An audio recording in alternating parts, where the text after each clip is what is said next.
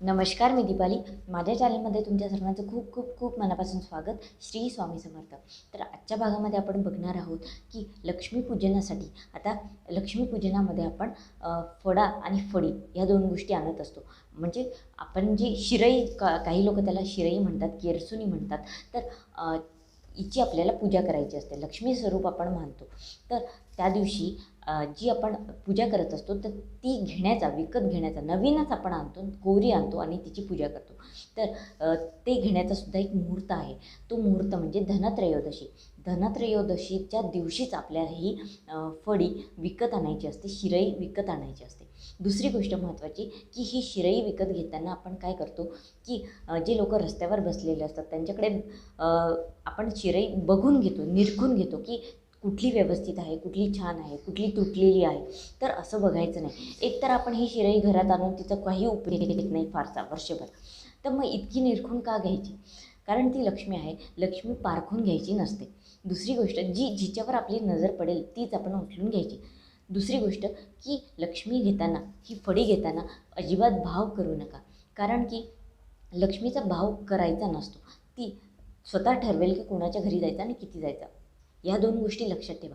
कारण आपण दुकानांमध्ये जातो, सुशोभित दिवे घेतो, पणत्या घेतो, तेव्हा आपण भाव करत नाही. मग या छोट्याशा गोष्टीसाठी काय भाव करायचा? आणि तीही लक्ष्मी स्वरूप असताना तर भाव करू नका.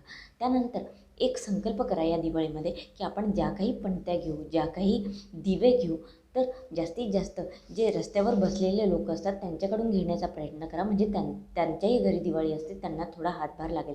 सुशोभित वस्तूसुद्धा आणा, पण यांच्याकडून घेण्याचा प्रयत्न करा. दिवाळीमध्ये मातीच्या पणत्या ज्या 5 कोऱ्या असतात, तुम्ही मागच्या वर्षीच्या पणत्या वापरू शकता, पण दिवाळीमध्ये कोऱ्याच पणत्या वापराव्या लागतात. नवीन 5 तरी पणत्या तुम्हाला आणायच्याच असतात. तर त्या 5 पणत्या मातीच्याच पाहिजे आणि जी लक्ष्मी तुम्ही पूजता ती लक्ष्मीसुद्धा मातीचीच असली पाहिजे. भलेही तुम्ही लक्ष्मीपूजनामध्ये कितीही महागडे सोनं ठेवा, पैसे ठेवा, कितीही धनाची पूजा करा, पण लक्ष्मी आपल्याला ती मातीची नसली तर काही उपयोग नाही. कारण मातीच्या लक्ष्मीलाच फार मान असतो लक्ष्मीपूजनामध्ये. तर ह्या गोष्टी लक्षामध्ये ठेवा. आता जी ही फडी असते, पूर्वीच्या बाया काय करायच्या, वर्षभरात केव्हा ही फडी आणली तर तिची पूजा करायच्या आणि मगच ती वापरायला काढायच्या. आतासुद्धा आपण तसंच करतो. या फडीनं कुणाला मारायचं नाही कधीच, कारण ती लक्ष्मी असते. तिला आपण ओलांडत नाही, तिला लात मारत नाही, किंवा कुठलाही किडा असो, कीटक असो घरातलं, त्या फड्याने कधीच मारायचं नाही, कारण ती लक्ष्मी स्वरूप असते. तिच्यामुळे घरातलं दारिद्र्य बाहेर जातं, नकारात्मकता बाहेर जाते आणि घरामध्ये सकारात्मकता येते. म्हणून ही लक्ष्मी स्वरूप असते आणि हिचं पूजा करण्याचा हा पर्वणी असते ही लक्ष्मीपूजन म्हणून. म्हणून या दिवशी आपण फडा किंवा केरसुनी असं म्हणायचं नाही, हिला लक्ष्मीच म्हणायचं त्या दिवशी. त्यानंतरची गोष्ट की आपल्याला सेवा काय करायची. आता ही जेव्हा लक्ष्मीपूजनामध्ये ठेवता तुम्ही, तेव्हा याला धागा असतो आपला साधा, तो धागा त्याला हळदी कुंकू लावून तुम्ही 5 वेळे मारा, किंवा तुमच्याकडे कलावा असेल तर कलावासुद्धा तुम्ही बांधू शकता. याला बांधायचं, लक्ष्मीपूजनामध्ये ठेवायचं. हळदी कुंकू पंचोपचारे आपल्याला पूजा करायची याची. आणि मग दुसऱ्या दिवशी तो तो जो धागा तुम्ही बांधला आहे तो धागा सोडून तुम्ही तुमच्या हाताला बांधा, किंवा किंवा तुमच्या तिजोरीमध्ये ठेवा. तिजोरीमध्ये ठेवलं की लक्ष्मीप्राप्तीचे मार्ग सापडतात आणि लक्ष्मीप्राप्तीचा हा सुद्धा एक प्रभावी उपाय आहे. म्हणून हा उपाय तुम्ही लक्ष्मीपूजनाला करू शकता. त्याचप्रमाणे तुम्ही ही गोष्ट जर घेतली तर लक्ष्मीपूजनानंतर जेव्हा तुम्ही ही वापरायला काढाल, आता बरेचसे लोक काय करतात, एकदा घेतात, पूजा करतात आणि पूजेसाठीच फक्त घेतात. फडा आणि फडी ह्या दोन गोष्टी आपल्याला घ्यायच्या असते. याच्यापेक्षा एक मोठा असतो फडा आणि ही एक छोटीशी त्याच्यावर फडी असते. तर हिचा मान असतो, ही तर घ्यायचीच असते आपल्याला. पण ही छोटीशी गोष्ट मग आपण काय करतो, हिचा वापर करत नाही.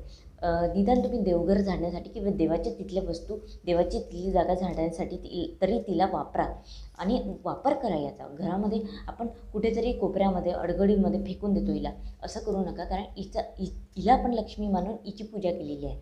त्याच्यामुळे घरामध्ये हिचा वापरसुद्धा करा वर्षभर. एवढ्या गोष्टी ह्या फड्यासंबंधी लक्षात ठेवा, कारण या दिवाळीमध्ये आपण त्याची पूजा करत असतो. तर पूजा करतो तर अंतर्भावाने ती करा आणि त्याची माहिती जाणून पूजा करा. म्हणजे त्याच्यापासून मिळणारे फायदेसुद्धा तुम्हाला मिळतील. तर एवढीच माहिती मला तुम्हाला आजच्या भागामध्ये सांगायची होती. झालेली सेवा महाराजांच्या चरणी अर्पण करते. जर तुम्हाला माझे व्हिडिओज आवडत असतील तर नक्की लाईक करा, शेअर करा आणि सबस्क्राईब करायला विसरू नका. जास्तीत जास्त लोकांपर्यंत व्हिडिओ पोचवा, म्हणजे स्वामी सेवा आपल्याला घराघरामध्ये पोचवत आहे. श्री स्वामी समर्थ.